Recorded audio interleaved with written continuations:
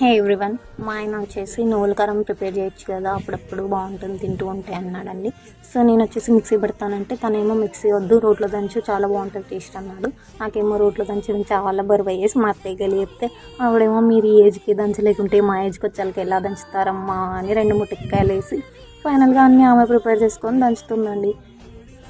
ఇందులో కారం, ఉప్పు, తెల్లగడ్డలు, జీలకర్ర, కొంచెం చింతాకు పొడి ఇవన్నీ వేసి బాగా మెత్తగా దంచేస్తుంది. అండ్ ఫైనల్గా టేస్ట్ ఎలా ఉంది అనేది ఆమె చెక్ చేసుకుంటుంది, నాకేమి ఇవ్వలేదు. చూసేసి చూడండి. అండ్ మా అత్తయ్య గారికి వీడియోస్ ఫొటోస్ తీసుకోవడం అంటే చాలా ఇష్టం, అందుకని నేనే వెళ్ళి ఆమె వీడియో తీస్తాను అత్తయ్య అంటే చాలా హ్యాపీగా ఫీల్ అయ్యి వీడియో తీస్తున్నానని తెలిసే దంచుతుంది. అండ్ చూడండి ఫైనల్గా ఇలా ఉంటుంది అవుట్పుట్. ఆ డబ్బా మా కోసమే, ఆ డబ్బాలో మాకు ప్యాక్ చేసి ఇవ్వడానికి ఆ డబ్బాలో వేస్తుంది, మిగిలినది వాళ్ళు ఇంట్లో ఉంచుకుంటారంట. ఫైనల్గా ఇదండి నువ్వుల కారం. ఇది అన్నంలోకి సంగట్లకు కూడా తినచ్చు.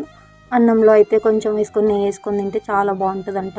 నేను కూడా తిన్నాను, కానీ చాలా డేస్ అయింది.